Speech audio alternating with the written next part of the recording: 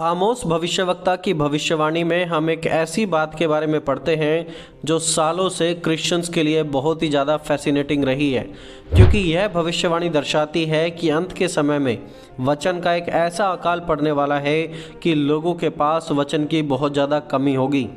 और आज की इस वीडियो में मैं आपको ऐसी कंट्रीज़ के बारे में बताऊंगा जहां पर यह अकाल पड़ना ऑलरेडी शुरू हो चुका है। लेकिन उससे पहले चलिए हम इस भविष्यवाणी को देखते हैं कि आखिरकार यहां पर क्या लिखा है। हम इसे पढ़ते हैं आमोस नबी की किताब, उसका 8 अध्याय, उसकी 11 और 12 आयत में, जहाँ पर लिखा है, परमेश्वर यहोवा की यह वाणी है, देखो ऐसे दिन आते हैं जब मैं इस देश में अकाल करूँगा। उसमें ना तो अन्न की भूख और ना पानी की प्यास होगी, परंतु यहोवा के वचनों के सुनने ही की भूख प्यास होगी। और लोग यहोवा के वचन की खोज में समुद्र से समुद्र तक और उत्तर से पूर्व तक मारे मारे फिरेंगे, परंतु उसको अर्थात यहोवा के वचन को ना पाएंगे। चलिए इस वचन को और क्लियरली समझने के लिए हम इसे इंग्लिश में भी देखते हैं। और इंग्लिश में इस प्रकार लिखा है, look the days are coming declares the Lord God, when I will send a famine throughout the land, not a famine of food or a thirst for water, but rather a famine of hearing the words of Lord. People will stagger from sea to sea, from north to east. They'll run back and forth, searching for a message from the Lord, but they wouldn't find it. कि परमेश्वर कहते हैं कि मैं एक अकाल भेजूंगा और उस अकाल में ना खाने की भूख होगी, ना पानी के लिए लोग तरसेंगे, लेकिन परमेश्वर के वचन को सुनने के लिए तरसने वाले हैं। देखिए, जब हम वचन में अकाल की बात करते हैं तो अकाल यहाँ लोगों की स्पिरिचुअल कंडीशन को दर्शाता है कि अनेकों धार्मिक किताबें होने के बाद भी, बहुत सारी धार्मिक बातें होंगी, धार्मिक मटेरियल वहाँ पर होंगे, उसके बाद भी लोगों को जो गाइडेंस है, आत्मिक गाइडेंस कभी नहीं मिल पाएगा। और फिर एक ऐसा समय आ जाएगा कि लोग परमेश्वर के वचन को सुनने के लिए तरसेंगे, लेकिन उनके पास परमेश्वर के वचन को सुनने का मौका नहीं होगा, क्योंकि वो सारी चीज़ें उनसे दूर होने जा रही हैं। रिसेंटली क्रिश्चियनिटी टुडे की एक रिपोर्ट ने पूरी दुनिया को शॉक कर दिया है, क्योंकि एक समय जो देश क्रिश्चियनिटी का गढ़ माना जाता था, आज वहाँ के लोगों के पास पढ़ने के लिए बाइबल तक भी नहीं है। एक ऐसा देश जिसकी हम बात करें तो वहाँ पर दुनिया का सबसे ऊंचा चर्च बना हुआ है, लेकिन वहाँ के लोगों के पास पढ़ने के लिए बाइबल नहीं है। एक ऐसा देश जहाँ क्रिश्चियनिटी प्रभु यीशु मसीह के जाने के कुछ सालों बाद आ चुकी थी, लेकिन आज हम इन देशों में देखते हैं कि तकरीबन 10 मिलियन लोगों के पास पढ़ने तक के लिए बाइबल नहीं है। अब ऐसा नहीं है कि लोग वहाँ पढ़ना नहीं चाहते, लोग पढ़ना चाहते हैं, लेकिन बाइबल उन लोगों के पास नहीं है। दोस्तों, मैं बात कर रहा हूँ इथियोपिया की। इथियोपिया में क्रिश्चियनिटी की शुरुआत हम पढ़ते हैं प्रेरितों के काम 8 अध्याय से होती है, जब एक इथियोपियन यूनक, जिसे हम हिंदी में खोजा कहते हैं, वो फिलिपुस के द्वारा सुसमाचार एक्सप्लेन करके उसे फिलिपुस के द्वारा बपतिस्मा दिया जाता है। एंड सालों बाद 4th सेंचुरी में under the rule of king Ezana Christianity को स्टेट रिलीजन घोषित कर दिया जाता है। इसका मतलब ये है कि अब पूरे देश में, पूरे इथियोपिया में एक ही धर्म था, और वो धर्म था क्रिश्चियनिटी, यानी कि हर एक व्यक्ति को अब क्रिश्चियन बनना ही पड़ेगा। सो क्रिश्चियनिटी इथियोपिया में बहुत ही तेज़ी से फैली और आज भी वहाँ पर क्रिश्चियनिटी का काफ़ी अच्छा दबदबा है। इथियोपिया में एंशिएंट बिल्डिंग्स आपको मिल जाएंगी। इथियोपिया में आपको क्रिश्चियन मोनास्ट्रीज देखने को मिल सकती हैं। दुनिया के सबसे ऊंचे चर्च आपको वहाँ मिल जाएंगे। अंडरग्राउंड चर्चेस की आप बात करें तो वो भी आपको ढेरों मिल जाएंगे। मॉडर्न चर्चेस की आप बात करें तो बहुत ही ज़्यादा मॉडर्न चर्चेस भी हैं जिनका आर्किटेक्ट बिल्कुल मॉडर्न है।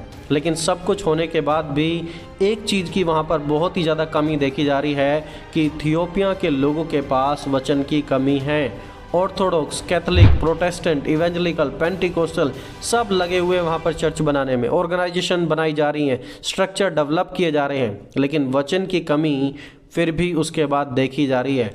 लोगों के पास बाइबल भी नहीं है। जैसा मैंने आपको पहले भी कहा कि तकरीबन 10 मिलियन क्रिश्चियंस अभी भी वहाँ पर ऐसे हैं जो जिनके पास क्रिश्चियंस होने के बाद भी पवित्र बाइबल उनके हाथों में नहीं पहुंची है। फ़िलहाल ये कंडीशन इथियोपिया की बनी हुई है जो मैं आपको एक्सप्लेन कर रहा हूँ। ये क्रिश्चियनिटी टुडे की रिपोर्ट है, आप इसे पढ़ सकते हैं, देख सकते हैं और आप खुद भी इन चीज़ों को चेक कर सकते हैं। चलिए अब एक दूसरी रिपोर्ट के बारे में बात करते हैं जो आती है बाइबल एक्सेस इनिशिएटिव की ओर से, और इनकी एक रिपोर्ट का दावा है कि अबाउट 100 मिलियन क्रिश्चियंस दुनिया के 88 देशों से आज फ्रीली बाइबल नहीं पढ़ सकते हैं और ना ही उन लोगों के पास बाइबल पढ़ने के लिए बाइबल उनकी भाषा में अवेलेबल भी है। अब आप एक पल लेकर जरा इन लोगों के बारे में सोचिए। 100 मिलियन क्रिश्चियंस, ये लोग ऑलरेडी क्रिश्चियंस हैं, लेकिन क्रिश्चियंस के पास खुद पढ़ने के लिए बाइबल नहीं है, और जिनके पास है तो वहाँ उन देशों में बहुत ही ज़्यादा रिस्ट्रिक्शन है, तो वो फ्रीली बाइबल भी नहीं पढ़ सकते।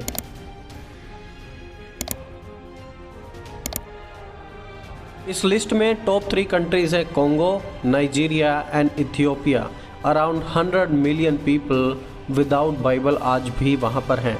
हमारे देश में आज क्या है, आप चर्च में गए, कुछ समय बाद आपको बाइबल मिल जाएगी, लेकिन यहाँ ऐसा नहीं है। एक बाइबल लेने के लिए आपको सालों तक इंतज़ार करना पड़ेगा, क्योंकि बाइबल की बहुत ही ज़्यादा शॉर्टेज है। अब कुछ देश ऐसे भी है जैसे कि Somalia, Afghanistan, Yemen, north Korea, जहाँ पर बाइबल को पूरी दुनिया में लेकर सबसे ज़्यादा रिस्ट्रिक्शन है, और ये सभी एंटी क्रिश्चियन कंट्रीज़ हैं। लेकिन इथियोपिया को आप देखिए, एक बड़ी अजीब सी बात यहाँ पर देखने को मिलती है कि ये लोग ऑलरेडी क्रिश्चियंस हैं, चर्च भी जाते हैं, चर्चों की भरमार है, लेकिन उनके पास पढ़ने के लिए बाइबल नहीं है।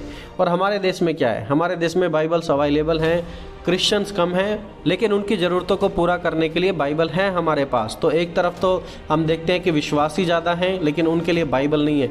दूसरी तरफ हम देखते हैं कि बाइबल तो है लोगों को देने के लिए, लेकिन उस तरीके के विश्वासी नहीं है। सो हम देख रहे हैं कि वचन की कमी आने वाले समय में दुनिया भर में देखने को मिलेगी। आज हम फिजिकल बाइबल को छोड़ दे रहे हैं, हम डिजिटल बाइबल्स का इस्तेमाल कर रहे हैं, और सून हम देखेंगे कि हज़ारों लोग डिजिटलाइजेशन की ओर लगातार बढ़ते ही जा रहे हैं, क्योंकि अब लोगों ने चर्चेस में भी हार्ड कॉपी बाइबल की ले जानी बंद कर दी है, वो फ़ोन में बाइबल को लेकर जाते हैं। और इससे क्या होगा, इससे जो सून हार्ड कॉपीज़ हैं उनकी प्रिंटिंग कम होगी, क्योंकि डिमांड बहुत ज़्यादा कम हो जाएगी, और उसके बाद धीरे धीरे जो फिज़िकल बाइबल्स हैं हमारी, वो बिल्कुल विलुप्त हो जाएंगी। और ऐप फिर हमारे पास रहेगा, हम अपने फ़ोन में, लैपटॉप में, अपने पैड में फिर हम ऐप्स को यूज़ करेंगे बाइबल पढ़ने के लिए। और फिर क्या हो सकता है, यदि मान लीजिए एक बार उस ऐप को बैन कर दिया जाए तो क्या होगा, सारी की सारी बाइबल्स हमारे पास से ख़त्म हो जाएंगी। लोग पढ़ना भी चाहेंगे तो वो उस वचन की एक्सेस उनके पास नहीं होगी, और इसीलिए वचन कहता है कि वचन का अकाल पड़ेगा। किताबें तो उस समय बहुत होंगी, लेकिन वचन ना होने के कारण लोगों को गाइडेंस नहीं मिलेगा। इसलिए दोस्तों, आज हमारे पास सब कुछ है, लेकिन आज हम पढ़ना नहीं चाहते, वचन को जानने की इच्छा ही नहीं है आज हमारे मन के अंदर। लेकिन याद रखना, एक ऐसा समय आता है जब एक ऐसा अकाल, एक ऐसी भूखमरी फैलेगी, वो भूखमरी खाने की नहीं, पानी की नहीं, लेकिन परमेश्वर के वचन की होगी। और इथियोपिया ये हमारे सामने एक बिल्कुल परफेक्ट एग्जाम्पल है कि किस प्रकार मसीह होने के बावजूद भी लोगों के पास आज भी वचन का अभाव है। वहाँ पर बाइबल की इतनी ज़्यादा शॉर्टेज है कि क्रिश्चियन लोगों तक भी बाइबल नहीं पहुँच रही हैं। इसलिए आज जब आपके पास, मेरे पास मौका है, तो हम उस मौके का इस्तेमाल करें, वचन को पढ़ें और वचन को गंभीरता से लें और परमेश्वर के कार्य को लगातार आगे बढ़ाते रहें।